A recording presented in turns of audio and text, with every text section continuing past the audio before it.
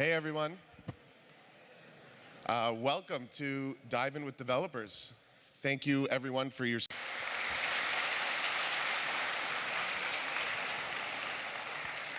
I have the easiest job today. I just have to introduce my lovely partner. Quick context for those of you who don't know. I'm gonna actually tell this story the real way. When I met this man, his name was not Ryan. His name was Yair. We met a long, long time ago. And when we started working together, this is actually a true story. First day on the job, someone said, "Hi, is Ryan there?" I said, "No, there's no one here by the name of Ryan." And they said, no, I have a meeting with him at 1 p.m. I said, "No, I don't think there's no one here by the name of Ryan." And they said, "Well, no, here's the email. I got it from," I said, "Oh, Yair, yes." And so my dad always told me that when you want to get a good partner in business, you find someone with two names. So,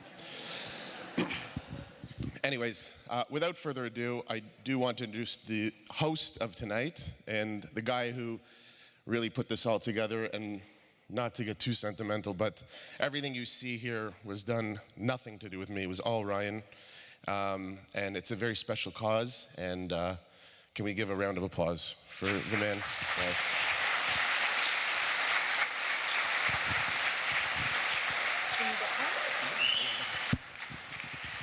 Hello, everyone. Wow, this is going to be amazing. So first of all, I really just want to say thank you. Each one of you today has supported an incredible cause for kids that really needed our help. Dr. Kerr and I have met each other a few years ago.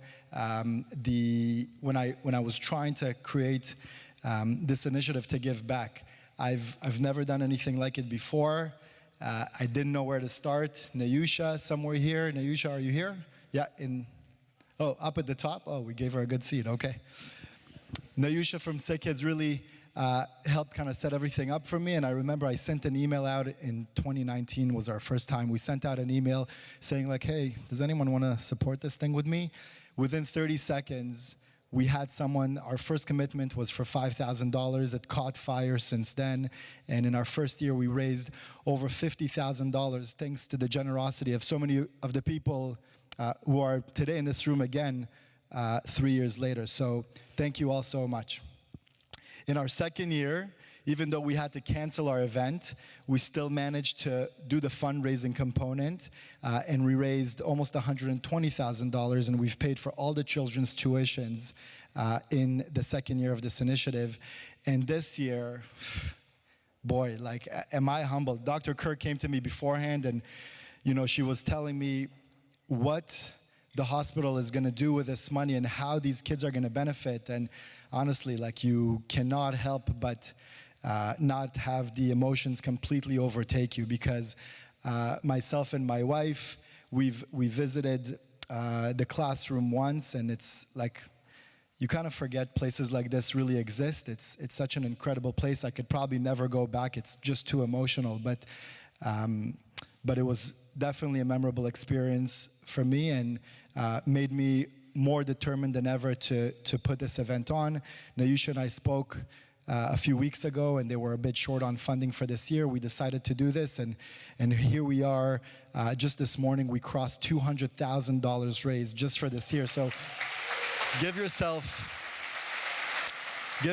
a really, really, really big round of applause, because honestly, you all deserve it, and I am just absolutely humbled by everyone's support in this room. Our community, the real estate community, if you're out there, in the YouTube Live universe listening in, this community has proven time and time again how generous we are, how much we're willing to give back.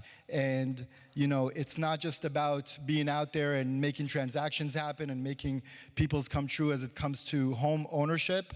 We're also a tight-knit community that gives back, and for that, I'm very, very thankful to all of you in the room today.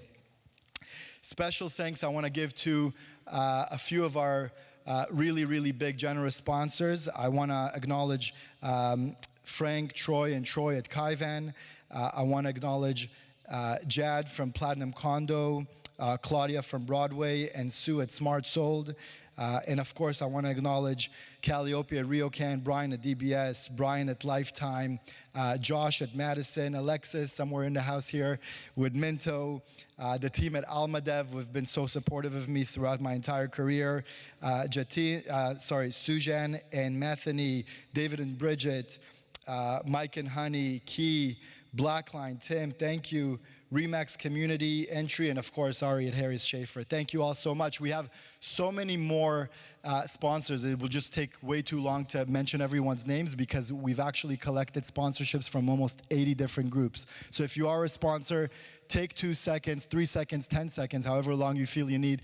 Please stand up for a moment and just let everybody see you and acknowledge your generosity for this cause. Please, go ahead. Stand up, stand up, stand up. Don't be shy. Don't be shy.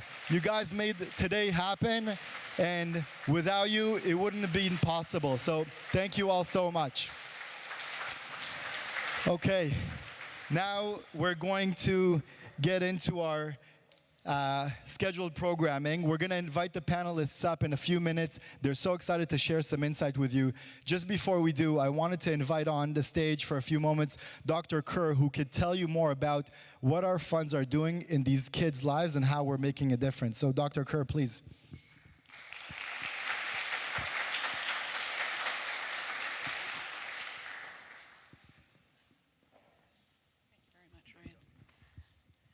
Good afternoon, everyone, and thank you all for attending this industry event in support of the Epilepsy Classroom.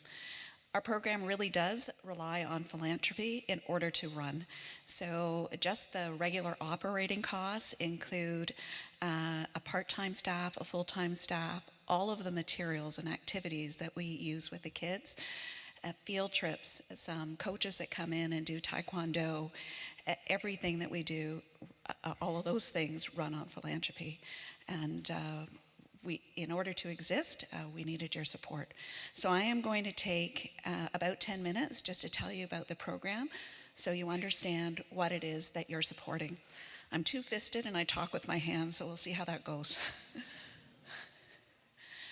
So the Epilepsy Classroom is a brain-based program to support the special education and social-emotional needs of children with active epilepsy and those who have recently undergone brain surgery for epilepsy. This is some pictures during COVID, and we're still sort of set up like this. Our infectious prevention and control has made us put the desks 6 feet apart for individual work and when we eat in the classroom and so forth. So it's not the same sort of environment pre-COVID, and we'll hope to be back to our regular setup next year. The classroom is considered to be an education and community partnership program with the Ontario Ministry of Education. And these programs are for children whose medical, behavioral, such as attention, or emotional needs are not being met by the local school board. For kids who attend our program, I would say that usually all 3 of those conditions are met. The program is also, the education and community partnership programs are typically an initiative of agencies, and in this case, it's the Centre for Brain and Mental Health at SickKids, and the classroom is operated out of SickKids, and we partner with the local school board. However, the kids that come to our program come from really far distances, so I'm going to say the greater Toronto area, because we have students from Toronto, Peel, Hamilton, and Erin attending this year, and that's not unusual how far families will travel to get their kids to come to the program. The classroom does run as a year-long program, and so the idea of these types of programs is to be short-lived, and so we're learning a lot about the child, providing with supports, and then sharing any information that we learn about the child to where they're transitioning to so that they can continue on a positive trajectory. So every day, approximately 38 Canadians learn that they have epilepsy. 60% of new patients are either young children or senior citizens. 30% of those living with epilepsy don't respond to any currently available treatments, and they have what's called intractable epilepsy or active epilepsy. So they will be on many medications and still be having seizures. For children, that means that they're having seizures on a developing brain. Epilepsy is far more than a seizure disorder. It's a frequent cause of disability. And the International League Against Epilepsy recognizes this through their definition, which includes the cognitive, psychological, and social consequences of the condition. So for children, the majority do experience some type of cognitive challenge.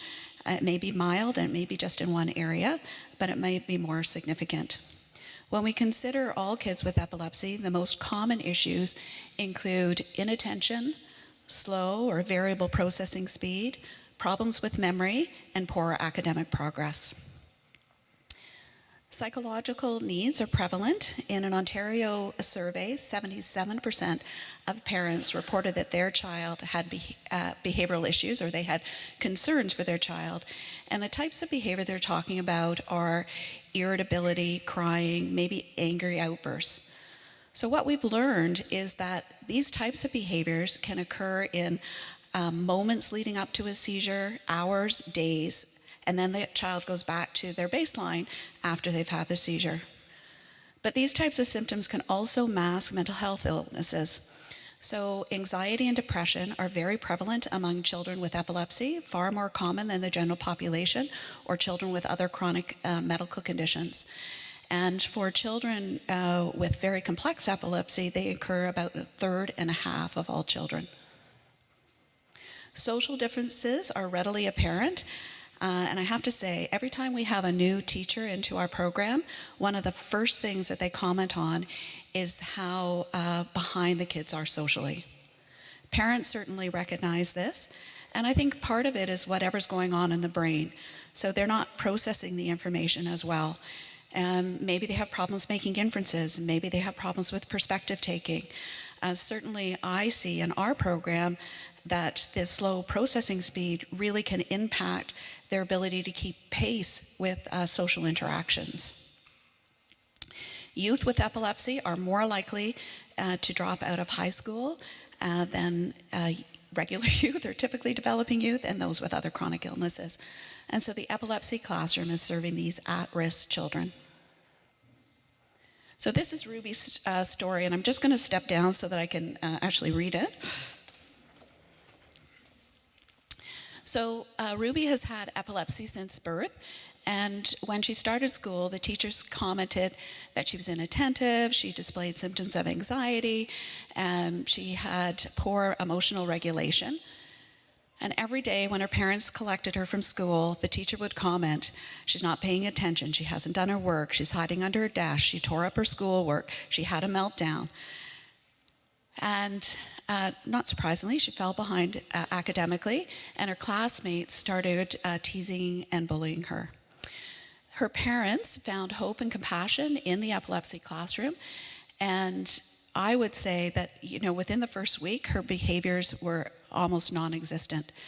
She was happy, she felt like she belonged, and her parents credit the classroom for her discovery of learning, or love of learning, and her self-confidence. By participating in the classroom, it was also uncovered that she experienced many of the diagnosed consequences of epilepsy, including ADHD, anxiety, and autism spectrum disorder. Her mother commented, "The classroom treats the whole child, rather than treating one piece at a time. That's what I love about them. Ruby is not just a sheet of paper or a case number." So through her experience and support in the Epilepsy Classroom, but also her own perseverance, Ruby has become a champion swimmer, an advocate for athletes with disability, and an ambassador for the SickKids Foundation. I'm going to stay down here. So we do a number of assessments to better understand how epilepsy is impacting on the individual child. And through those assessments, we find out the child's interests, their strengths, but also their needs, and a plan of care is developed accordingly. So the support and remediation that we're offering in the classroom is highly individualized. And the type of remediation that we're doing is in 3 main groups. So there's academic support, and we use a very particularly research-based approach to academics that address many of the cognitive processing challenges that we see with children with epilepsy. We also provide training on assisted technology so that kids can demonstrate their strengths, but compensate for their weaknesses. So we have voice-to-text software and text-to-voice software, voice-to-text both ways, organizational software, and they can build up their confidence in using those within a safe environment. The other piece of the remediation is psychosocial programming. So we run a social skills group, a social emotional well-being group, a living well with epilepsy group, and the overall goals are really to improve and develop a strong foundation for academics, to build resilience, self-confidence, and self-advocacy skills. So here's what the kids are saying. I love it. I love everything about it. And this is a grade 8 student who advocated for a high school program. It gave me the confidence to participate more in school and to educate others about my epilepsy. And this is a boy who actually had a service dog for epilepsy. This is a current student. I don't have to worry about being different here. I like my new school. Math is better. It's on my level. My teacher is a way better teacher than X. She speaks slowly and spends time with me. We all have common things. That's part of the reason why I joined. My other school just wasn't working out. I really like it here. And this is a past student who now has 2 university degrees and has recently been certified as a psychotherapist. I presented about him in 2019. He wrote me in June to give me the update, and he said, "The classroom helped me a lot. I doubt I'd be here without it." The parents also really express their gratitude and talk about the classroom being a turning point. So this is a current student. My son's confidence, engagement, and happiness has increased in such a short amount of time. He's talking more and more empathetic, loves his classmates. In the past years, he would not name one. Now he names them all, and he tells us about his day. More info than we ever have gotten before. He comes home happy and confident, pulls out his homework and does it without help or prompting. This has never happened before. I particularly like all the explanation points that this mom used. This is another family, and when they first heard about the classroom, I think that they were pretty ambivalent. Then they were curious, and then they were interested. They came for orientation in the summer, and you could still see some of that hesitation. And part of it is that parents really just want their kids to be normal. They want them to be in the regular school and succeed there, and yet they recognize the difficulties that this girl was having. One parent is a high school teacher, and the other is a lawyer. And they wrote me at the beginning of October. Our immediate reaction has been one of relief and gratitude as our daughter has come home both engaged and happy from school each day. She honestly seems to be thriving in a way that she never has before. And I think a big part of that is that she's in an educational environment that is meeting her needs and that she is comfortable and engaged in. This is a past parent. Our daughter gained a renewed sense of confidence that has become her driving force. In her regular school, they really did do as much as as much as they could with the resources they had, but it didn't prevent her from being bullied. It didn't prevent her from not having any friends. The green, is from a father of the girl who loved our program, and he said, "For me, seeing the change from before and after her going to the classroom, it's like night and day. She just is so happy and confident." And finally, thank you from the bottom of my heart for providing my son with a safe and compassionate school experience. The Epilepsy Classroom is a beacon of light in the journey of living with epilepsy. Your program allows kids like my son to eventually thrive to the best of his abilities. So I'd like to thank you all again for being here and supporting the program. You are changing the trajectory of the lives of children and their families. This is the only program of its kind in the world, so you can feel happy about that. You are making a difference. And Ryan, I just cannot thank you enough for your dedication to our program. Your fundraising has far exceeded what I would have expected.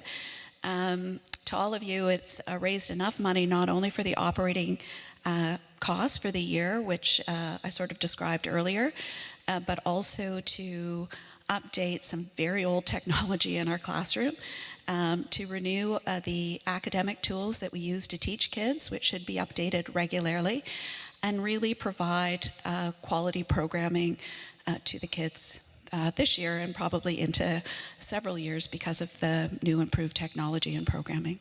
So thank you very much.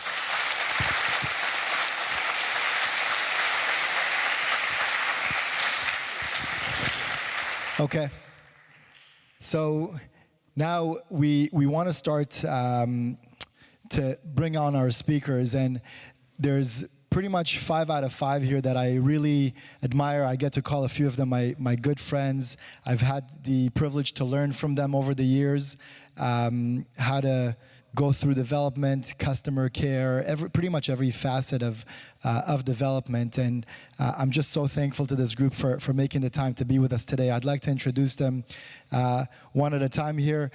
Please help me welcome Bryan Brown, Principal of Lifetime Developments. Thank you so much. Anyway, yeah. I'd like to introduce Kash Pashutin from Emblem Development, CEO and founder. Next, I'd like to introduce Kalliopi Karkas, who's been a friend for a long time, Vice President of RioCan Living. Matthew Young, CEO and founder of Republic Developments. And last but not least, Bryan Levy, a good friend and the CEO of DBS Developments. Please help me welcome them all. Give them a warm round of applause. Okay, we got the water coming. We're gonna sit down. Let me open my iPad because there's no way I can remember all of this. And get comfortable because we're gonna be here for the next 3-4 hours, but it's gonna go by quickly, so don't worry about it. So before we start, something that we did last time that I personally enjoyed is we wanted to ask the panelists, just so you guys can get to know them a little bit better on a personal level, we wanted to ask the panelists a few personal lightning questions about them. And you guys are all expected to answer honestly, and don't try and embarrass yourselves. Okay, I'm gonna start with you, Bryan Brown. Oh, great. This is gonna be a tough distinction, this whole battle. Mr. Bryan Brown. Bryan, Leafs, Raptors, Jays, or TFC? Raptors. Raptors. Is this microphone on? Check. Yeah? Okay. Favorite restaurant in the city? Ooh, there's a lot. Not to self-promote, but Akira back. Akira back. Okay, now we know the affiliation. And finally, do you prefer to text while you're driving or text while you're having dinner? Neither. Those are bad. Okay, so now we know someone is not honest. But I'm gonna let you slide. Kash, for a night out, King, West, or Yorkville? Yorkville. Yorkville. What's your favorite I know your body is your temple. What's your favorite junk food? There's about 26 items on the menu, but I'd say pizza. Pizza. Okay. And finally, you have a great style about you. I think one of the questions we all really here want to know is, have you ever worn socks with sandals? Tell us the truth, please. The truth. So I'm a little old school. I haven't, but you know that style is coming back. So Is it? if you see me this summer, I will have socks with sandals. Okay. It's a thing.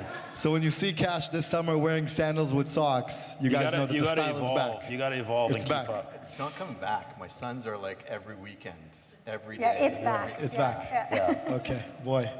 Some things should never Socks be and back. Crocs are big too. Kalliopi, what's the best place you've traveled to? Fiji. Fiji. Yeah. Nice. What's your favorite movie? Favorite movie? Shawshank Redemption. Maybe? That's a good one. Yeah. Number 1 on IMDb, I think. So that's a solid choice. And finally, can you say a full sentence in another language? How do you say, I'll lead the witness here. I'll lead the witness. How do you say, I love selling real estate in Toronto in Greek? Oh my God, there's going to be a Greek person in the audience. It's like, that's not how you say it. Is I'm like, Costa here? How do Costa? I say real estate? Based on that, no, I don't. No? Okay. But you do speak Greek fluently, right? I speak Greek. I would call it Gringlish or semi-fluently. Yeah. Okay, that'll do. I get by in the taxi cab when I'm there. But yeah. not in the real estate market. Not on No, the I sales couldn't. front. I probably couldn't successfully articulate myself it. to sell real estate. Yeah. Okay, we'll forgive you. Matt, if you had a superpower, what would it be? Fly, probably. Fly? Yeah. That's a good one. Ferrari or Lamborghini? Ferrari. And what's the best advice you ever got? Best advice I ever got. Probably do something you love and you'll never work a day in your life. That's a good one. Mr. Levy, you're next. Brian, by the way, just had a baby. Let's give him a big round of applause. He had a baby like 5 minutes ago. If you look at his wife, it does not look like they had a baby 5 minutes ago. She looks beautiful. Brian, what's your favorite thing to do outside of work and spending time with your family? I love golfing and going to Leaf games. Yeah, I know you love that. So let me ask you just about a little bit of a political question. If you had a chance, would you rather be friends with John Tory, Doug Ford, or Trudeau? Best friends. I know the answer to that one. Doug Ford. Doug Ford. That'll probably make for a fun time. When was the last time you laughed hysterically and why? Probably just the other day when the little baby smiled for the first time. Very cute. This guy, just the perfect family man. All right. So now that we got all of that out of the way, you guys know a few more things about our panelists. You know how to embarrass them when you see them on the street or next time at Akira back. I'd like to start the discussion really by talking about the UBS bubble report that just came out just over a week ago, recently published, claiming that Toronto is actually the #1 bubble market in the entire world out of the cities that have been examined there, 25 cities. And I wanted to get your opinion. You guys are on the front line of development. Do you believe that Toronto is in a bubble? And explain why. I'll start with you, Brian. I knew you were going to start with I had to. You're the wisdom. the wisdom. Oh, The great. wisdom. Okay, to answer the question, no, I don't believe that we're in a bubble. I think the next year will be a little bit softer than it's been in the last 5 years or so.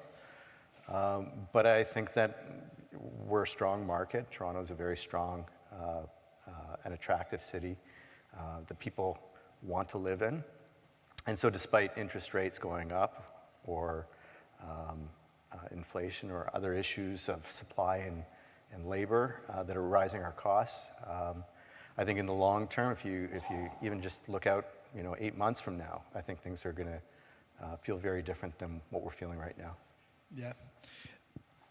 Matt, can I get you to weigh in on this? Do you have any thoughts on that? We're gonna talk about all the kind of macroeconomic impacts like the labor shortages and everything. But do you think that Toronto is in a bubble right now? Is it short term, long term? What do you think? No, I don't think we're in a bubble. I think when you look at these reports, you have to really dive into the data and understand how they're getting to the result they're coming to. I'm not a macroeconomist. I know Ben Myers is here somewhere. He's the tall guy in the crowd. He probably has a better insight on this than I would. But what I'd say is that we have been living in a city that is usually in the top 5 most livable cities in the world for the last 10 years. Everybody is trying to move here. We've just had record immigration. I think the last quarter was the highest in decades. And we're perpetually building too few homes for people. We actually have 50,000 people moving out of Toronto every year who can no longer afford to live here, and they're being pushed out. So when you look at it as, is there a bubble or not, I think you have to look at other factors, like why is housing going up so quickly here? And then there's cost and all the other things that are playing into this. So I don't think we're in a bubble. I just think we're in a perpetually undersupplied market, and wealthier people are going to continue to bid up housing. And unfortunately, people who can't afford that housing are going to be pushed out. Simple. It's what happened in New York or any other global city for that matter. That study actually indicated that Toronto isn't actually the most expensive city on that list. It's actually, when examined, if an average person can afford a unit in any one of the cities that were examined, Toronto was 20th on that list. So that's a good thing. We obviously have seen some growth here. Miami, who is not considered a bubble based on that report, came in, I think, the third highest in North America, but they've seen 50% price growth in the last year. And we're seeing, obviously, healthy price growth, but it's substantiated by some underlying economic factors. Kash, I wanted to get your thoughts on that as well and seeing where you stand in the matter. So if it's a report I'm thinking of, I read it a little while ago, but I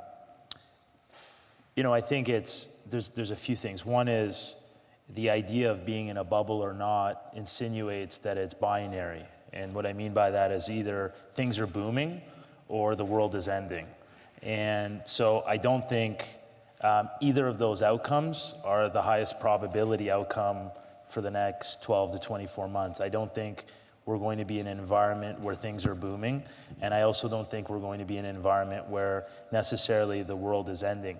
But what is worth noting is that the Toronto market, and I think this is where the roots of the term bubble come from, the Toronto market has experienced price appreciation, velocity of sales, and growth more than really any other market.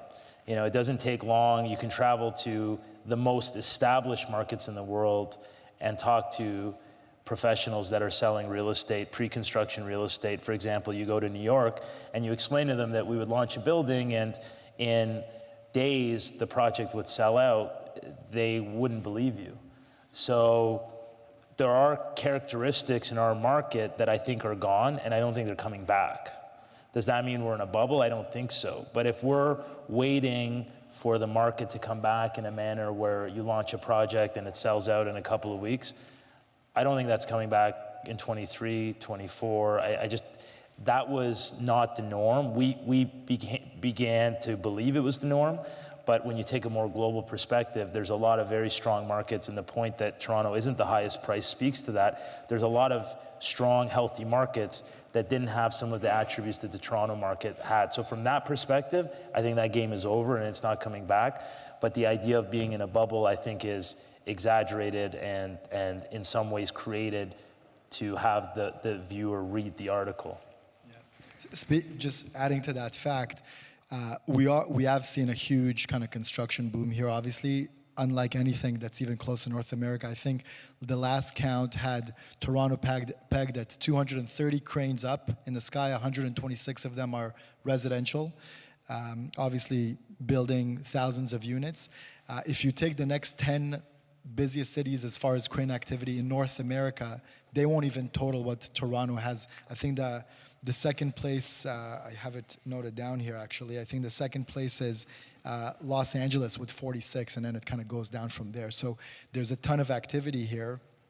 I wanted to get your thoughts, Kalliopi, on more of the macro and microeconomic factors that you think are affecting the market today, and what, in your opinion, are the most negative and most positive economic influences on our market today? So I think in terms of positive economic factors, things like immigration policy, I think are all things that are, you guys have already kind of touched on a few of them. So we can dive as deep as you want. Immigration is obviously a huge story. Yeah.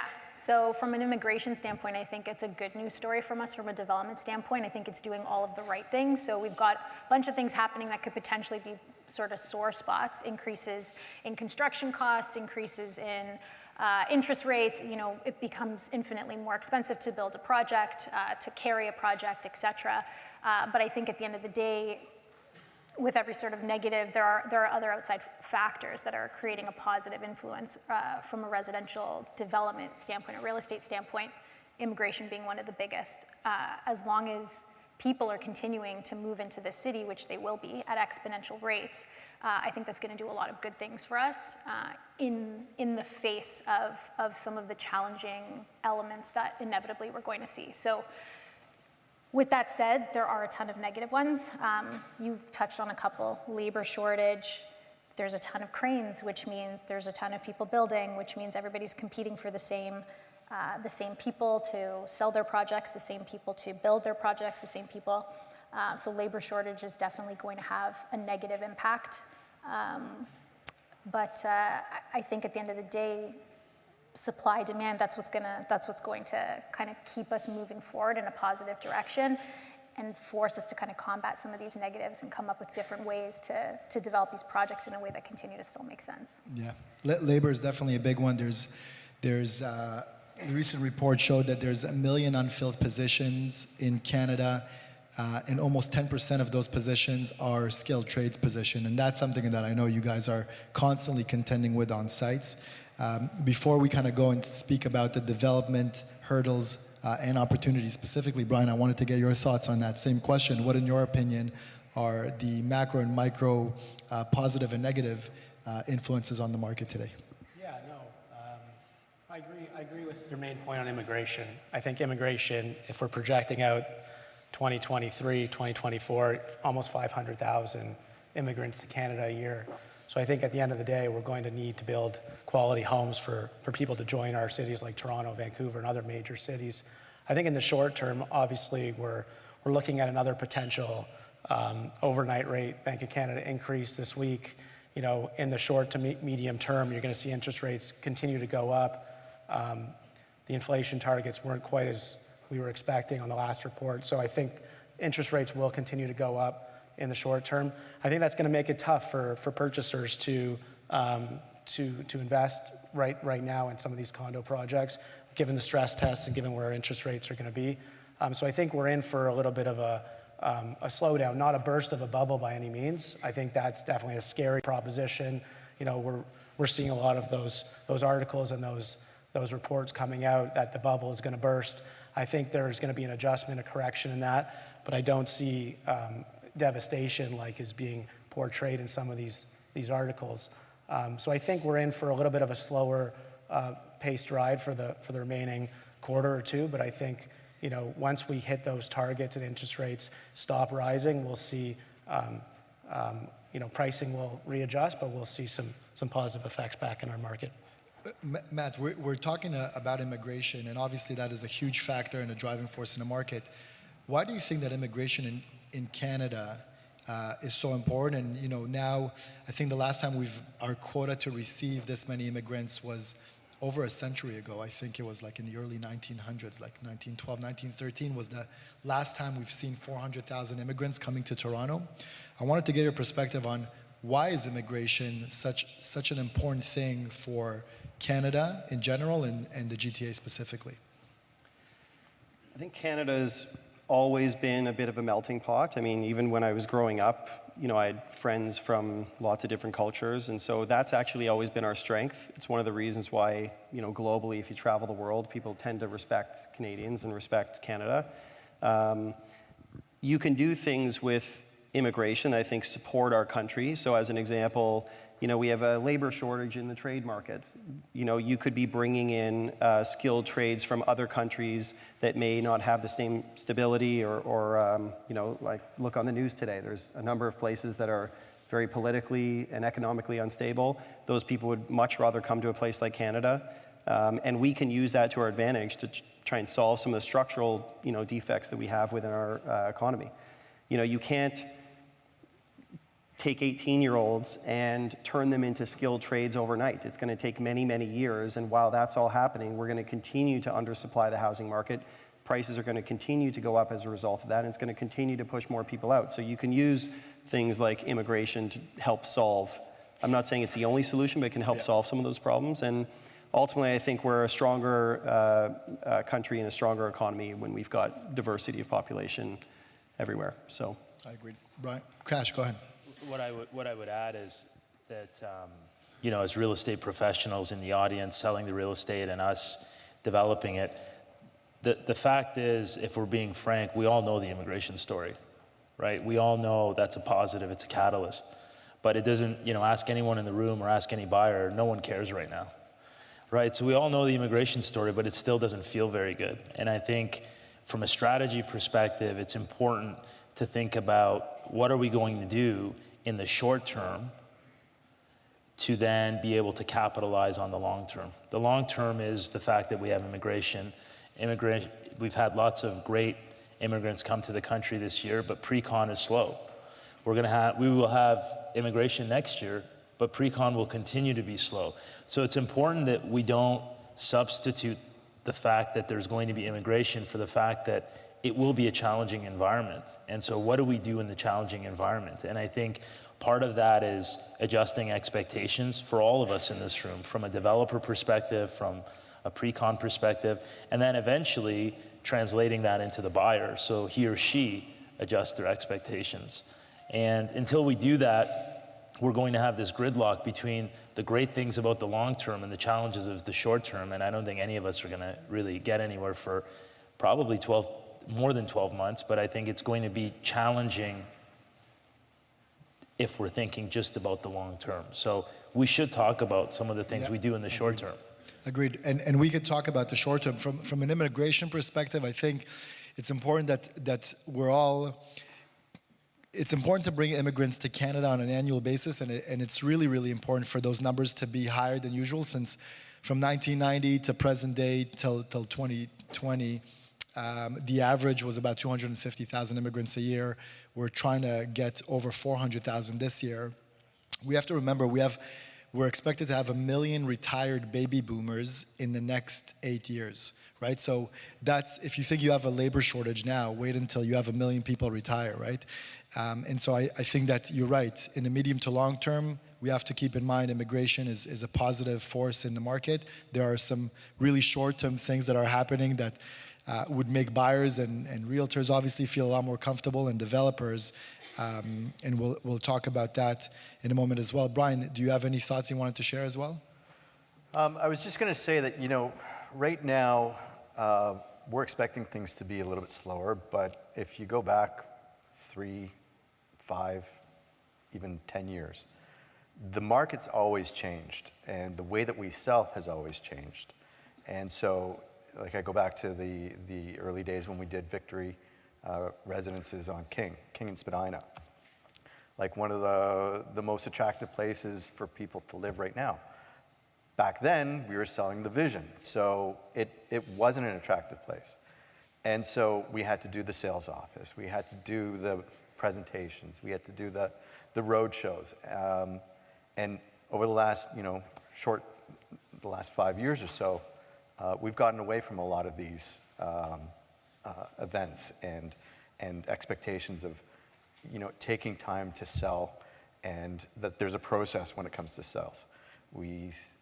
Lifetime, we haven't really built a sales office in the last 5 years, just because we've been successful with building model, floor plans, renderings, and a great sales team. So I think we have to almost relook at where we are and adjust and think that the program that we're going to have to be selling through is going to be a little bit different. But at the same time, the people that are buying today are not buying based on today's interest rates. They're buying today, they're putting money down today. 4 years from now, if they're going to be taking occupancy, it's more a question of where we're going to be 4 years from now. Right. So to that point, what do you think buyers should be expecting in 12 months, 24 months? Do you think it will be, a lot of people are kind of on the sidelines, and when the agents ask them or present them with really unique opportunities to get into the market, opportunities that didn't necessarily exist even 6 months ago, right? 6 months ago, you didn't have a choice to walk into a sales center and pick a unit. You had to submit a worksheet and just pray that somehow your worksheet gets through. And a lot of the agents in the room have been working their butts off, trying to navigate through, submitting 50 worksheets and receiving 4 units at other sites, not at our sites. At our sites, everybody's well taken care of course. But what kind of message do we have for those buyers who now are saying, even though there's a great opportunity, they're saying, you know what, I feel the market is there's going to be a better opportunity tomorrow. I'm going to sit on the sideline. I'm going to wait. What's our message to those guys, Kalliopi? You're saying to, thanks. You're saying to buyers that are waiting on the sidelines? To the buyers who are saying, I'm going to time the market perfectly. I'm going to buy it right at the bottom, and no one can convince me otherwise. What would you say to those buyers? I think there's a number of people waiting on the sidelines, right? Developers are doing the same thing. Everyone's trying to like time the market and figure out like what's the best time to launch, and then buyers are doing the same. So I think across the board, there's going to be a bit of a slowdown. There's going to be fewer people looking to get into the market and purchase. There's going to be fewer developers that also want to launch because they're like, is this the lowest it's going to go? When can I increase prices, et cetera? So I think it's a bit of a dance that both sides are going to be playing for over the next 12 months, definitely. The projects that are going to come to market right now, they've been thought through.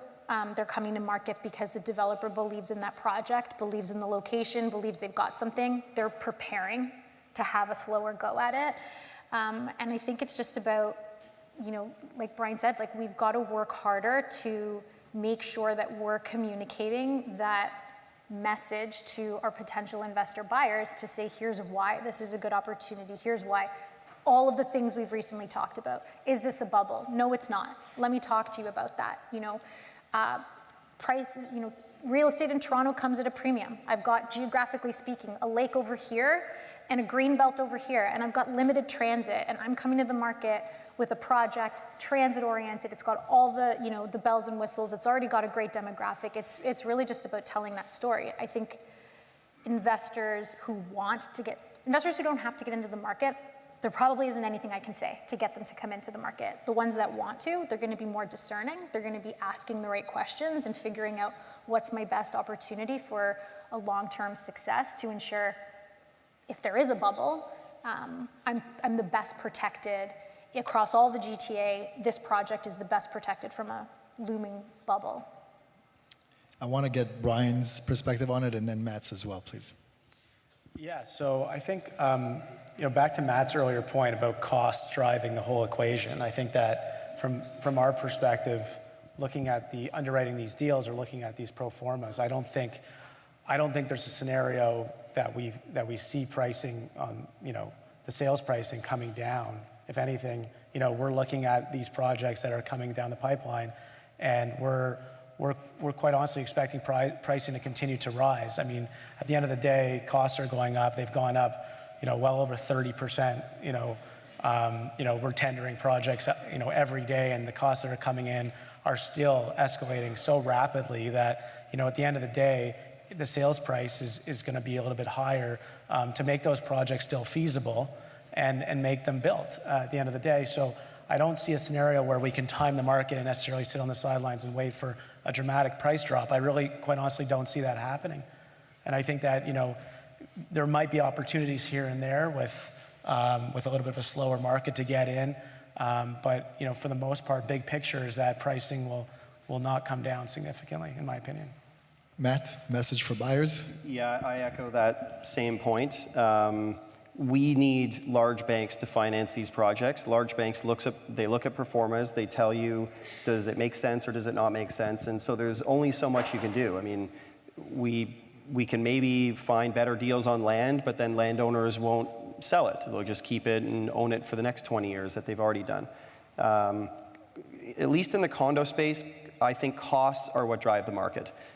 I use an example here. So a project that I purchased last year, we are rerunning our numbers this year, and to net even, pricing has to go up $65 to $70 a square foot, just to net even. That's 1 year, and it wasn't even, we've now gone through 8 months of or 6 months or so of what's been a kind of tough market. So this is just construction costs going up, development charges going up, everything. So I think Brian's right. You're probably not going to see discounts. You may see a little bit of softening, and I've talked to a few developers anecdotally who have said, they probably could have tried to push their price an extra $25, $30 a foot, but they just out of an abundance of caution, I think they just wanted to be a little bit more conservative. So you might get moments like that. And then to Kash's point, I think you're planning 3-4 years out when you're actually going to have to get a mortgage. I mean, if you're sitting on the sidelines with cash, what are your options? You could buy a home today and pay a 6% mortgage, or you could buy a pre-con today hold out, and I think the likelihood is that rates will come down over the next 3 to 4 years. So I think actually timing is not terrible, but we probably do need to get through some of the uncertainty, and I think as interest rates stabilize, I think there'll be a bit more confidence in the market that, okay, things aren't going to continue to go up, they're going to start to come down eventually. Yeah. In an inflationary period, we should also talk about the opportunity that exists in investing rather than kind of keeping money in your savings account, the opportunity of investing and actually deploying that capital to protect it against being eroded and losing your purchasing power. Kash, I'd like to get your perspective on that, but more so on what are, I've heard you guys talk about rising interest. I've heard you guys talk about development charges, rising in construction costs. I want to kind of dive deep in there so that the people here and the people at home that are watching us remotely really understand what a developer in today's market is facing when they're contemplating a potential acquisition, and what it takes and what hurdles they face in taking that potential site from acquisition all the way to closing, all the hurdles that are kind of in between those two time points. Kash, can you weigh in on that, please? Sure, yeah. So just to sort of feed into that, in terms of cost and revenue, and then how we're looking at the market today, if buyers are waiting for the day where condos are going to come to market for $100, $200 less a foot, it just simply won't happen. And the reason is very straightforward, is that no one's going to build a project that's going to lose money. And costs are where they are, and as other panelists said, costs will come down if this market is slow for a long period of time, but that won't happen tomorrow, right? If you talk to the owner of any trade, they're willing to negotiate a little bit more, but in order for costs to come down and then eventually the price of condos to be able to come down, you're talking about 3-4 years out. So we don't see a scenario where costs are going to come down to a point where you could justify selling at a lower price. So developers will cancel projects, they'll hold off, before launching. And so this is not a market where we're going to see prices come down. The math just does not work.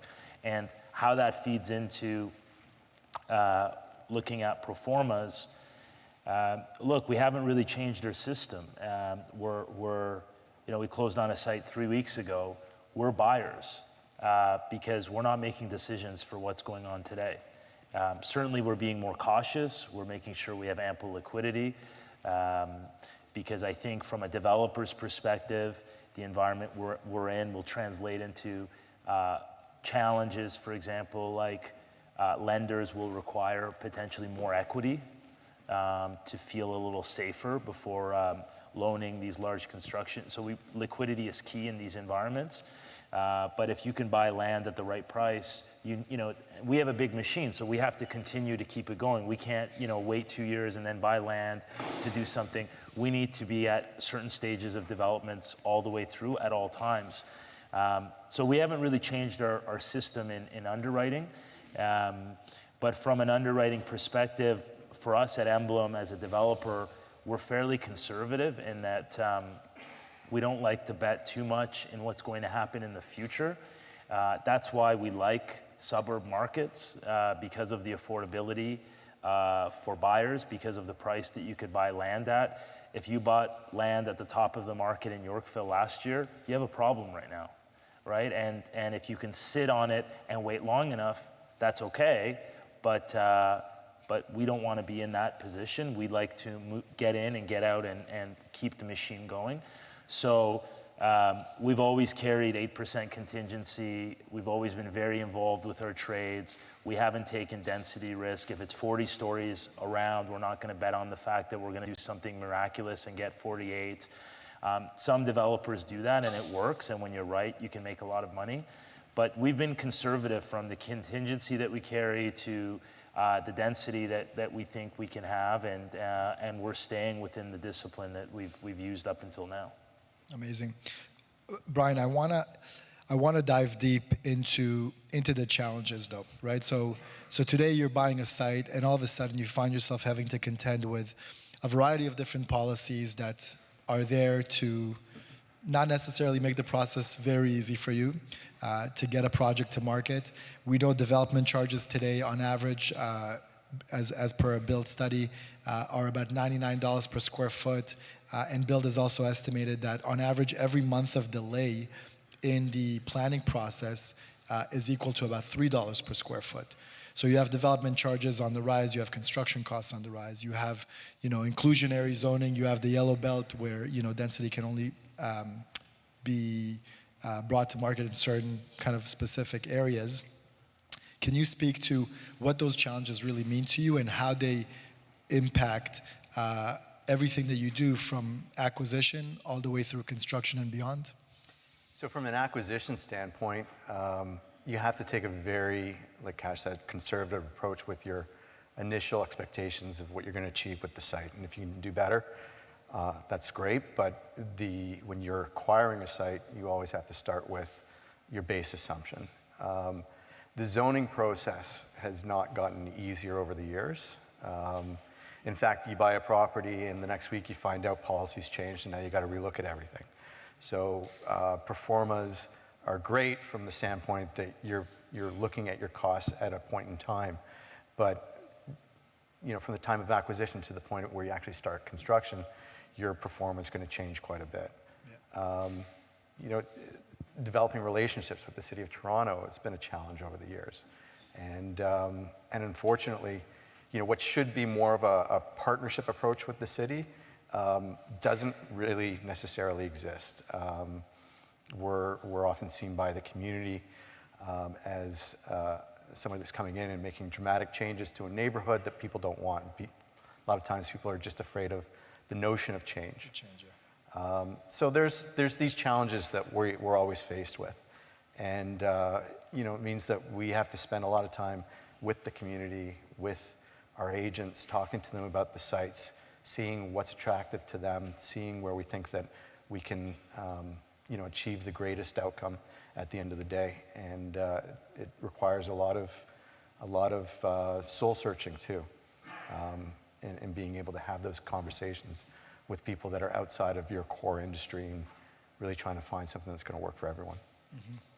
Kalliopi, what are your thoughts on some of these very real hurdles, right? Like development charges have been on the rise for the last few years and recently announced that they'll go up again.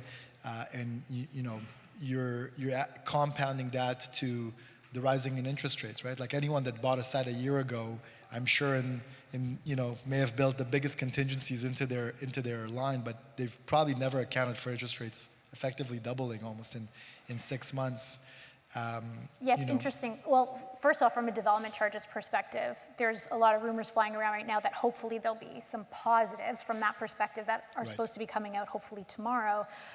There's been a lot of speculation right now that there hopefully will be a trend in the right direction from a development charges perspective, but it's all speculative until tomorrow, so we'll all wait to see what happens. So that's a big point that you guys may want to watch out for. Today is the city's election for a new mayor, and tomorrow there's been kind of leaked reports that Premier Ford may announce, is the key word, some pretty forward-thinking new, I don't know if you would call it legislation, around housing and the planning process specifically. By the way, the planning process in Toronto over the last 2 years has gone up by more than 41% to an average of about 27 months for a high-rise density site. So sorry to interrupt you. No worries. So, essentially, you're really only touching on some of the things that you've sort of said over the last couple of minutes, and Brian mentioned as well, is really just the challenges that occur between acquisition of a site and getting it sort of to sales or starting construction. There's a whole different line of sort of challenges that come from the construction right through to the completion of construction, then moving people in. But I think the one thing that's pretty consistent across that is the killer of any project is delays of any type. Because I think, and you spoke to it too, every month delay in the approval process adds $3 a square foot. That's crazy. That's right? Huge, right? If I've acquired a site, every month it takes me, forget the $3 a square foot, what about the land loan that I have on that project that's just ticking away at my IRR as every month that passes? So And then on the construction side, I get my pre-construction numbers. If my development, my design drawings aren't at 100%, then I can't start construction. I can't tender my trades. Every month I go by that I'm not tendering a trade, I'm dealing with construction escalation. Once I'm building, if I've got a delayed occupancy claims, I've got unhappy purchasers, I've got outside dates. So I think time is the biggest sort of killer.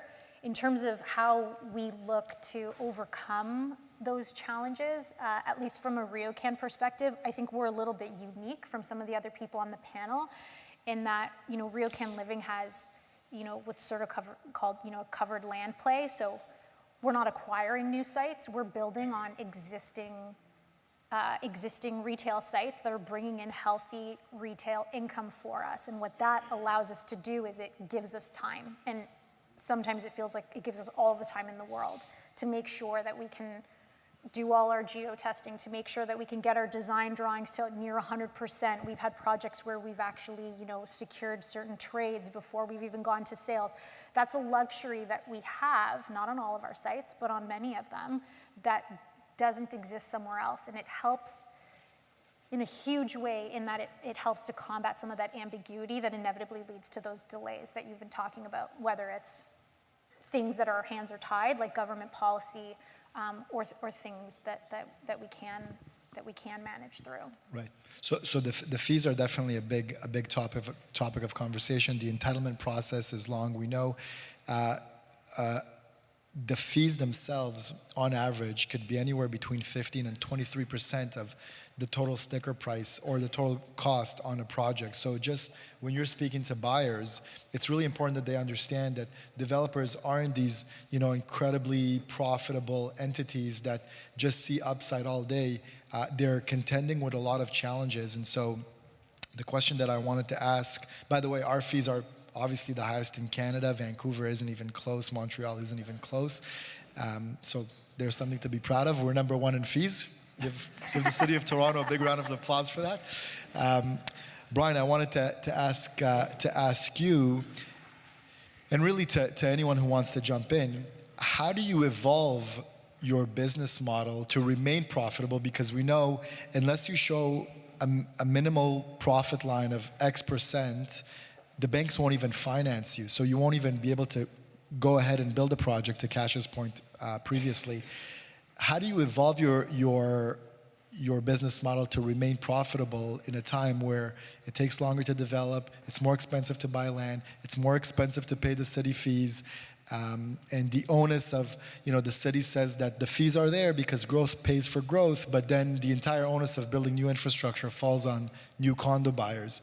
How do you evolve your business model to remain profitable? Well, I think just to maybe simplify it a little bit, I think at the end of the day, the developers need their required yield on a project, right? So between your land costs, your hard costs, your soft costs, your financing costs, you've got all your inputs in your pro forma. And at the end of the day, there's really not much you can do on an underwriting perspective other than adding contingencies to Kash's point. We like to underwrite at a certain point in time. So, you've got a good understanding of your costs, good understanding of your revenue figures, but there's a lot of unknowns, and in terms of policy as well. Hopefully this announcement tomorrow is, I think they really need to do a good job on this one. I think it's fundamental that inclusionary zoning is not gonna create much more problems for us going forward. So I'm really optimistic that what's going to be announced tomorrow is hopefully substantial enough to really change things and help all of us make these projects more feasible. At the end of the day, like I said, if your required return is fixed for the bank and for your other stakeholders, at the end of the day, you're looking at your costs that have been escalating 30% over the last year or even more.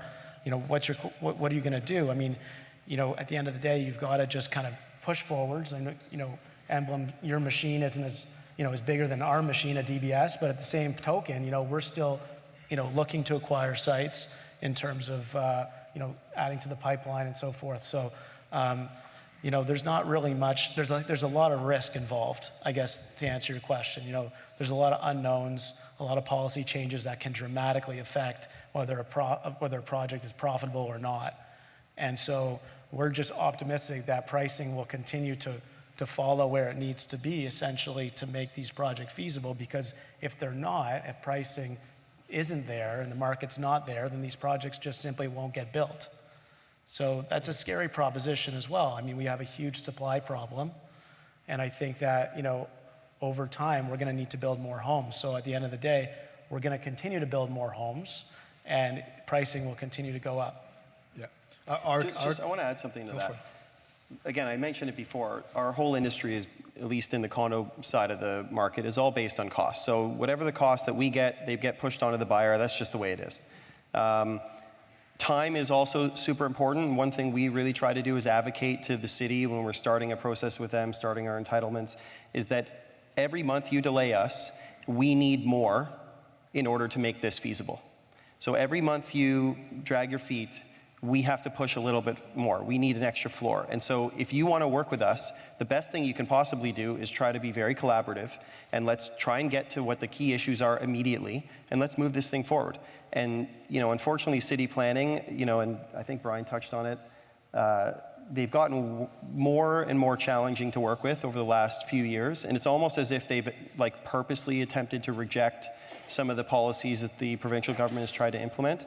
And it's just made it very, very difficult. So I do think that the announcement tomorrow is going to have a lot of positive ramifications on the industry.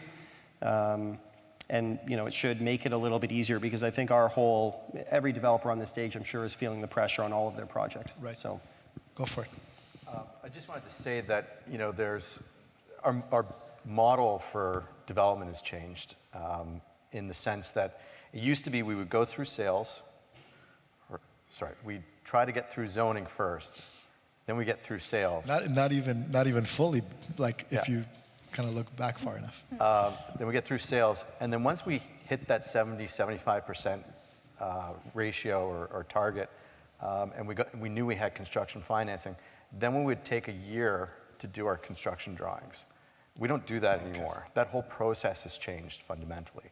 So now we get our zoning, we actually do our construction drawings, and then we go to sales. And the reason why we do that now is because we want to have control over our costs.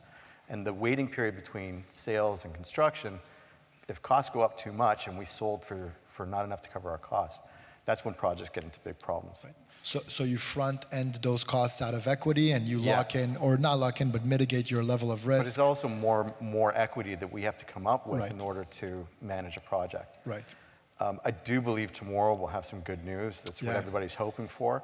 I think the province has realized that the costs are just getting a little bit out of control. The process is a big issue.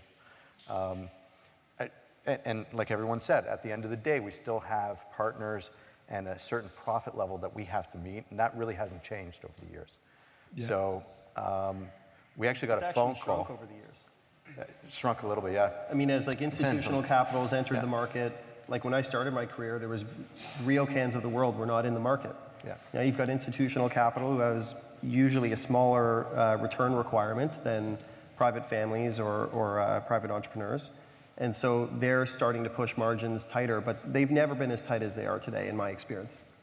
But I think the province has really started to catch on that there's this big issue that they need to deal with. And we had a phone call last week from somebody in our office answered the phone. He thought it was a joke because it was the Ministry of Reduction of Red Tape.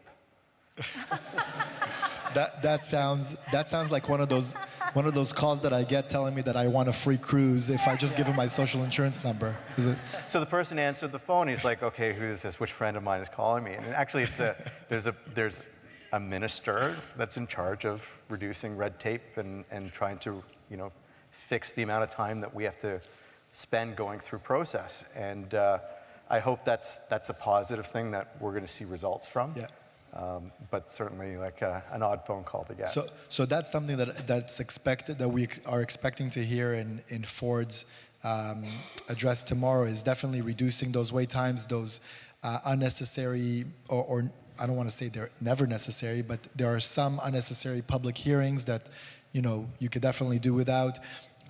What I find crazy in the development cycle is that anyone can actually appeal an approval, right? So for those of you who may not be aware, if a developer, like any one of the group members here, get their project fully approved by council, anyone that has $400 can walk in and appeal that entire project for a minimum of 12 months, because all of a sudden you're back into hearings, you're back into negotiations with the city. One person, $400 appeal can delay a $400 million project for 12 months, just like that. So one of the things that are supposed to be addressed in that tomorrow is removing that appeal process to make it either more costly or just not attainable for, a one-off person to do themselves. That's like a huge move, right? Because right now we've got a regime, hopefully not anymore, that prioritizes the needs of, in some instances, existing homeowners. So I've got a project on the Danforth that I want to, I've done a land assembly and I want to build medium or high density there, and somebody who doesn't like the fact that the park my kids play at is going to be covered by shadow, or my backyard, people can look into my backyard, they can delay an entire process. And right now we've got a regime that prioritizes that appeal and spends time working through that issue versus the 800 families that could call the Danforth home, right? So it's a big one. Yeah, I think it's time for people in the city to just make up with the fact that the city has to grow, and it has to grow around infrastructure. And, to your point, we can't have, a two-story detached home on public transit infrastructure on, Shepherd or, Eglinton or whatever it is. Cash, you want to weigh in on that as well? Sure, yeah. I mean, I think, politics is politics, and unfortunately, regardless of which party we support or criticize, posturing and optics are a big part of politics, and it hasn't been communicated effectively that it's viewed from a political landscape as punitive if you don't let that one single homeowner be able to contest it. And we just need to do a better job. I don't know who we exactly is, maybe us and politicians, that by taking that away, it's not that we don't, value what that one person has to say, but we have a housing crisis. And we need to think about how we remedy this and improve this. And it does mean that not everyone is going to like it. There is no path here where everyone's happy with what's going to happen. But if our priority is to address housing, we will have to maybe upset a small group of people to benefit a much larger group of people. And if from a political perspective, we're concerned about the optics of how a small group of people are going to be affected, we will never be able to help the large group of people. Right, and that will exacerbate the affordability crisis as well. I want to shift gears and talk a little bit about specifically what you guys, your respective groups are up to. What are you most excited about? This is kind of like a round table. I want to hear everyone's opinion here. We'll start with Brian and we'll work our way there. Brian, what do you have in your pipeline that you're most excited about, and why? And as an aside note, I want to hear also, you could self-promote there, but ideally maybe you could give us an alternative. What is your favorite neighborhood in the city for investment where you do not have any presence in? Go ahead. Where I do not have any presence. Where you do not have any presence. So the first one is you, the second one is not you. Yeah, so in terms of, we just finished a beautiful luxury rental project in Forest Hill called 215 Lonsdale, and we're setting a new standard for rentals there. So DBS Developments does both rentals and condo projects. So in the pipeline right now, we just ground broke at Metro Park condominiums after. I heard about that one. Thank you for your help with that one. So we launched in February and we just broke ground. So we're excited about that tower being built, and maybe a Metro Park Phase 2 coming down the pipeline. We're excited about that. But DBS has about 1,600 units as well in the pipeline, most of which are condo. And I think the key, we're taking the approach that being on transit, being on GO lines and infrastructure is going to be our key. I'm sure you all think the same in terms of being on that infrastructure, being a big part of why you purchase certain sites and so forth. So we've got a couple, one over at Eglinton GO, which DBS has partnered with the Kalliopi Developments on. Sherborne, we've just tied up a site there with some other partners that we're looking forward to building there. So there's a few real key projects that we have. As well, the pipeline is, like you suggested, anywhere from 30 to 36 months based on planning approvals. So I think that we're definitely well positioned to hopefully continue to grow further from that as well. And not invested in, well, I'm a big fan of Eglinton East. I think also Eglinton West has a lot of potential. So that's my sense. Mr. Young? I mean, I haven't come out with any projects yet, so I'm probably the earliest in my my business compared to everybody on the stage. You've only taken out about 10,000 units up to Republic, so. Yeah, we're building the pipeline. Yeah. But we have 2 projects we're particularly interested in. The first one is at 111 Strawn. We're starting the marketing process of that one, so people will start to find out about that probably in the new year. You know, that's kind of like your first baby. You know, you're always going to love that one a lot. So I'm excited for that one. But really the one I'm most interested in is a large master plan we're working on in Scarborough at the Scarborough GO Station. It's particularly interesting to me, and you know, it's close to home for me because I grew up in Scarborough and I went to high school very close to the site. And you know, I think it's going to have a dramatic impact on not just the property there, but all of the surrounding area, and it's really going to create a new downtown for South Scarborough. So we're very excited about that one, and you know, we could be in a position towards the end of next year to perhaps come out with the first phase. So we'll see. What about the next great neighborhood where you don't have any presence in? So, okay, so I would say, I'm going to say Scarborough, but Scarborough is huge. Scarborough is about 25% of the city, and there's 1 million neighborhoods in Scarborough. And I think, you know, when I started my business, we did a deep dive on every neighborhood in the city, or every broader neighborhood in the city, to try and understand where we would have a competitive edge. Because I didn't want to have to compete with the likes of Brian or Cash or Kalliopi here trying to buy land. So look at him, he's such a friendly guy. You know, they're tough guys to compete with. They're very good. That's true. So we saw something very interesting in Scarborough. It was one of the few areas, Scarborough and maybe Brampton, that had not seen any meaningful growth over the past 10 years. And if you look at the real estate, if you like just take a map of Toronto and look at where Scarborough is, it's like incredible real estate. The real estate's amazing. We're 18 minutes to Union Station. But you saw growth in places like Vaughan, you saw growth in Mississauga, you saw growth in Markham and Richmond Hill and Etobicoke, but not Scarborough. So I think Scarborough is probably where the lion's share of the growth in the GTA is going to happen over the next 10 to 15 years. You look at the Golden Mile, you look at the Eglinton GO that Brian's working on, you look at our site, you look at Scarborough Town Centre. I think that's where the lion's share of the growth is going to go. And the land values are cheaper there, so you're going to be able to deliver product at a more affordable price. It doesn't mean it's going to be perfectly affordable. Prices are going up, you know, in every other area, but you're going to be able to deliver it more affordably. So I think investors are going to see the best opportunity there. So I would say pick any other neighborhood in Scarborough that I'm not in. That would be my favorite. Sounds good.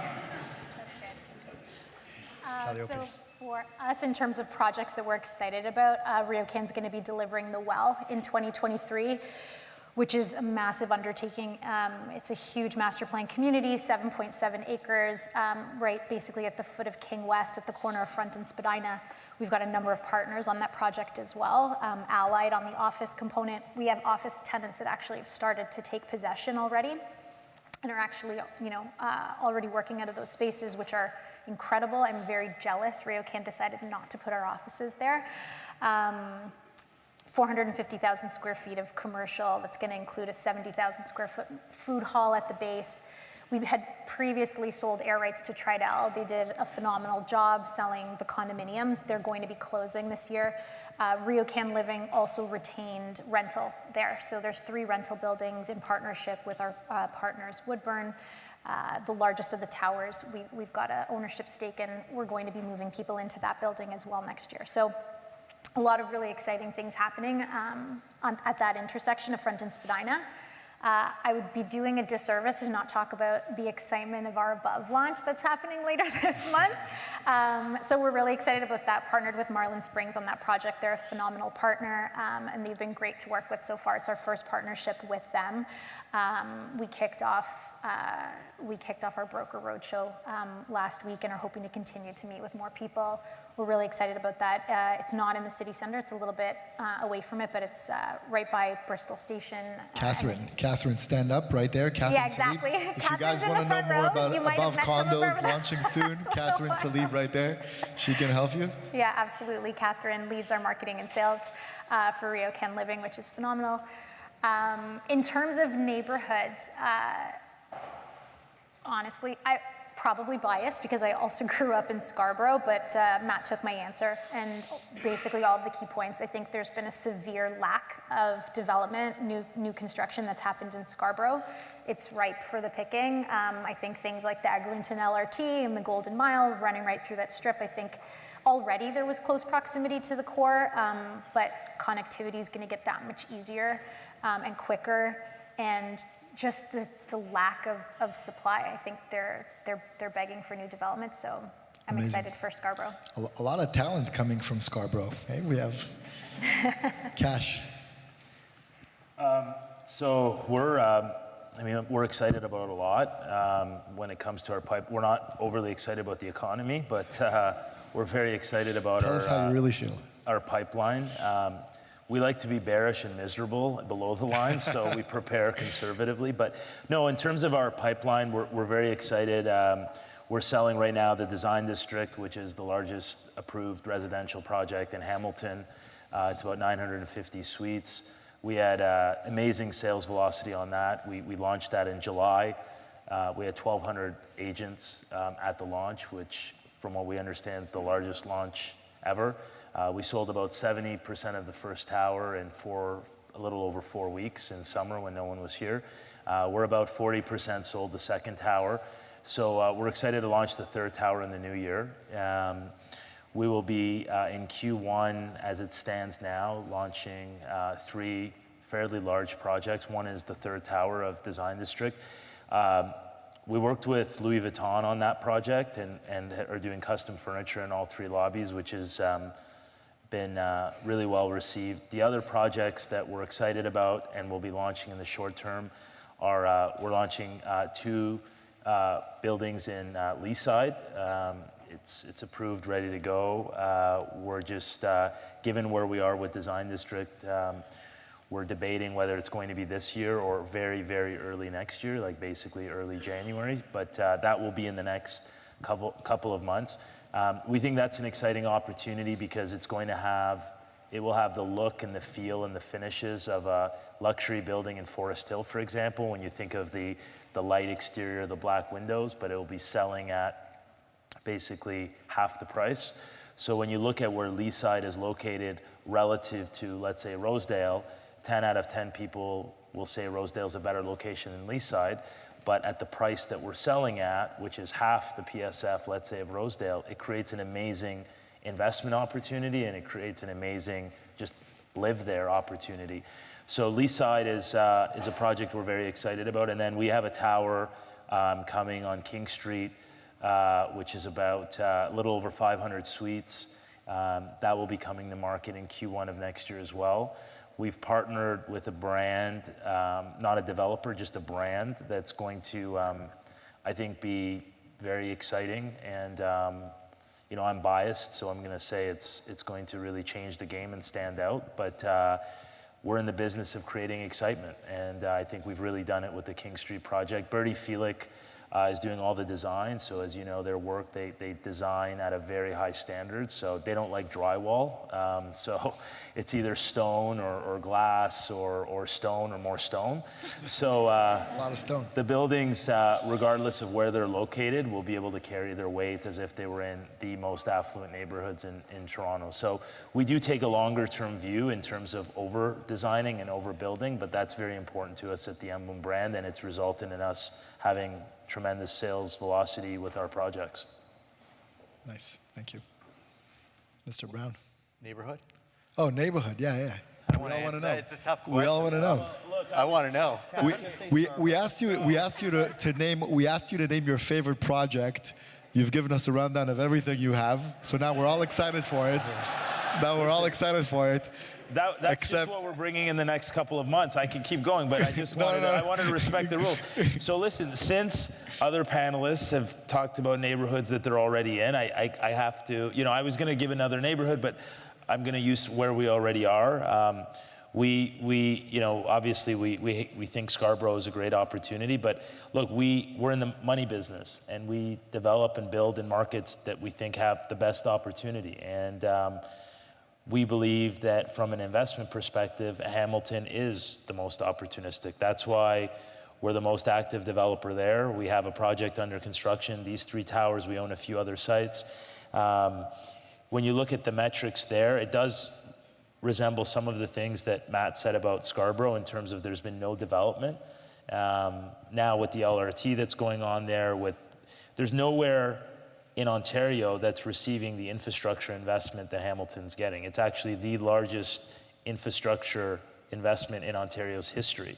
That's not priced in yet to that market. So anytime there's good news that's not priced in, that creates some opportunity, and now with the LRT. So we think when you look at the success of other suburbs in the West, for example, Mississauga, and you can buy in Hamilton, which some would say has even a cooler factor, and don't get me wrong, we have a lot in Mississauga as well.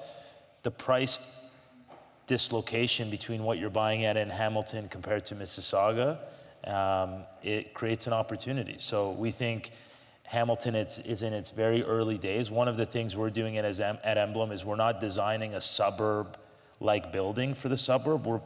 Our buildings you can take and put anywhere in Toronto. So I think that's important. That's one of the mistakes I think that's been made in the past. You don't design a downtown Toronto building for the suburbs.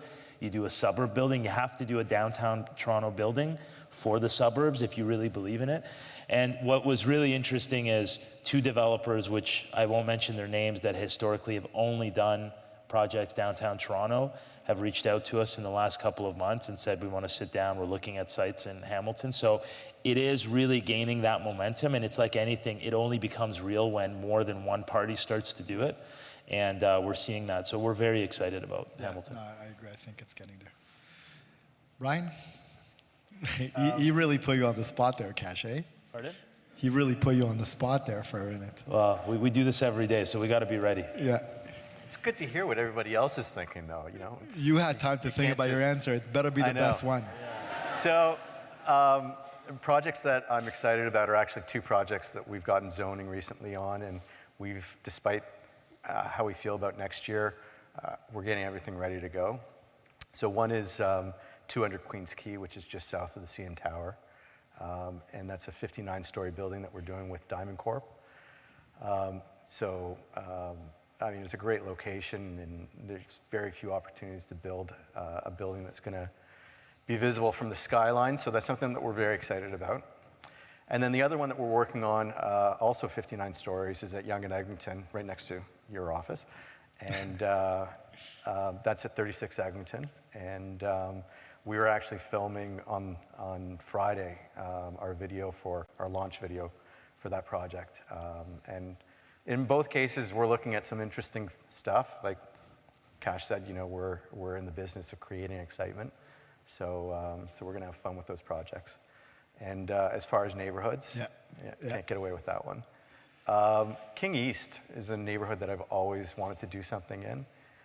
We've tied up sites there. We've dropped them because we thought timing or challenges with zoning weren't working in our favor. But it's one of those neighborhoods that I've really looked at quite extensively and would love to find something there. Yeah, amazing. I love King East. I've had Kalliopi, Alexis from Mentor, and I used to work together before, and we had a project in King East, and we know all the issues with getting something zoned in King East. It's not easy. Okay, so finally, last question. We're going to let you go into your busy day. I just wanted to see if you had a tip for the realtors to share with their buyers. The buyers that may be waiting on the sideline, maybe ready to do something, but not quite comfortable enough pulling the trigger. What would be our message to our realtor audience here as it relates to pre-con specifically, and kind of the second part of the question, and whoever wants to jump in can jump in. how do realtors really build up their clients for their pre-construction product right now in this down market for when it picks back up? And I'll start with Matt on that one, and then anyone can jump in. I feel like I'm not qualified to answer this question. I think you guys are a lot better at this than I would Matt, be. But you've been beating up realtors since I know 9 years. yeah, Lots of insight. I mean, look, I think clients are smart, and we've talked about a lot of different issues that the industry's facing, that developers are facing, that you guys are facing, and I think if you start to articulate to them, kind of the macro and kind of work your way down, I think that starts to tell the story a little bit better when they start to understand, the structural issues with us being able to build more housing here. When you start to look at the amount of immigration coming here, you get a bit of a picture on what the supply and demand condition is going to look like. And then you can start looking at where there's opportunity, what neighborhoods, what's happening to costs. So, that question of, are we going to get more value if I wait another 6 months? Am I going to get it cheaper? You can start to answer that question for them. And then eventually, as they gain more confidence and comfort in the market, I think when they're ready, they're going to make the choices to invest their money. The truth is, there's a ton of money on the sidelines right now. There's no shortage of capital in Canada. I do think we're going to be moving into an environment where the average person is not going to be able to own a home. That's kind of an uncomfortable topic because everybody here grew up, anyone who lived here anyway, grew up at a time where you could buy a home and you could live a certain way. And I think that's going to change. And so you're going to get probably a larger pool of investors who own most of the housing. And they're probably going to be disproportionately rewarded for doing that. So, I think if you build the story and tell the story in the right way, they're going to see the value and the opportunity. Anyone? I'll jump in. Is that okay? No, go. Honestly, from RioCan Living's perspective, Ryan joked about Catherine Sleeve being in the front row, but Catherine Sleeve's in the front row afterwards. We'd love to meet you. We want, to be honest, RioCan Living I wasn't joking. I was serious. Yeah. If you want to know about above condos, Catherine. In many ways, I think RioCan Living, to a certain extent, we feel like we're a bit sort of you're catching us a bit on our back foot.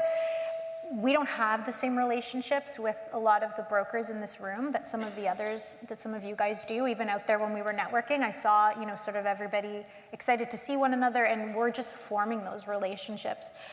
So in terms of advice, similar to Matt, I don't know that I'm in the best position to offer advice to you guys, but instead kind of almost want to turn it on its head to say, our focus is to try and build those relationships with you guys, because at the end of the day, what are you hearing from your investor clients? What are all of the reservations? And in some instances, maybe not 100% of the time, but in some of those instances, I might be able to influence and help support and overcome those hurdles.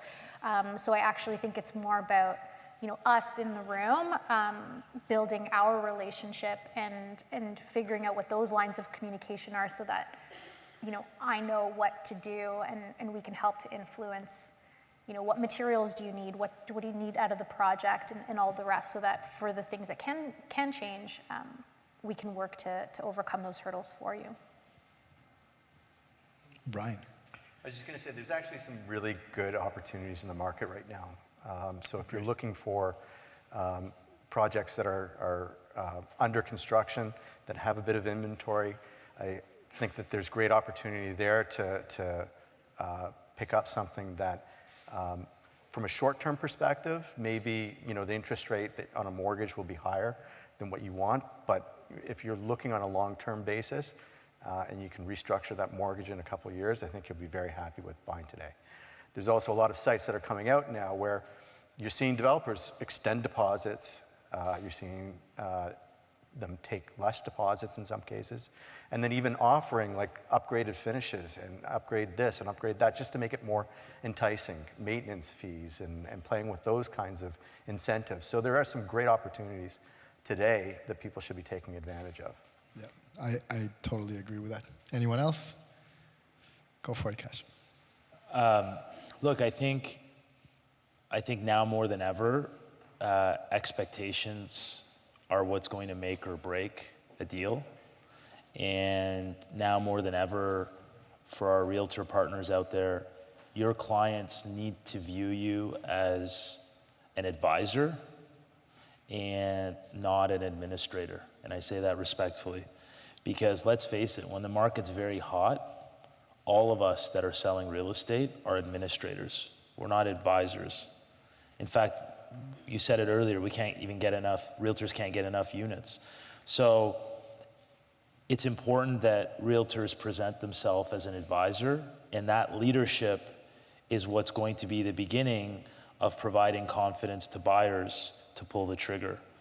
And I think what's very important is that everyone accepts, for us as developers, for realtors, and most importantly the buyers, they accept that if you're waiting for things to be back to the way they were, it's not going to happen, right? Because what they were was a snapshot in time, which was an anomaly in the Toronto market that didn't happen anywhere else. So from there, we need to start to talk about what's the new norm. And the new norm is not going to be what it was. And so the opportunity is the fact that developers are not going to be bringing as much supply to market because things are slower. And because of that, if you're buying a pre-construction condo today, assuming it's at the beginning of the launch, when that unit is built 4 years from now, you're going to have a unit at a time where there won't be that much other supply that will have finished. So whether you're renting your unit or you're selling it, it puts you in a very opportunistic position.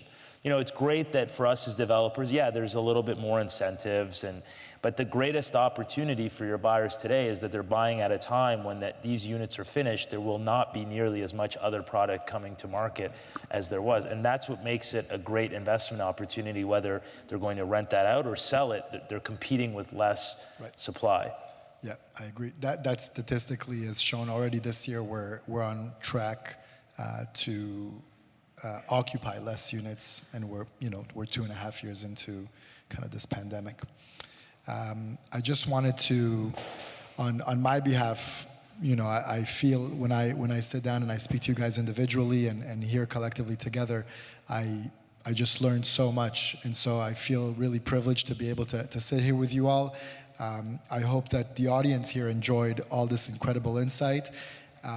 On behalf of SickKids, I would like to say thank you again for everyone who's taken the time to come today, and especially to our panelists here who have taken the time out of their busy schedules to be with us and support this amazing cause.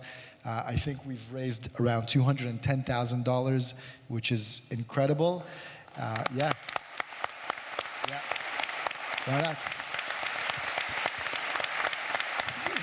This will conclude our event for today. A few of us will be outside to take some photos and form these relationships with agents. If you want, we're going to be outside. So don't rush to leave. Stick around for a bit and say hello. On all of ours behalf, I want to say thank you so much, and we hope you enjoyed it. Thank you.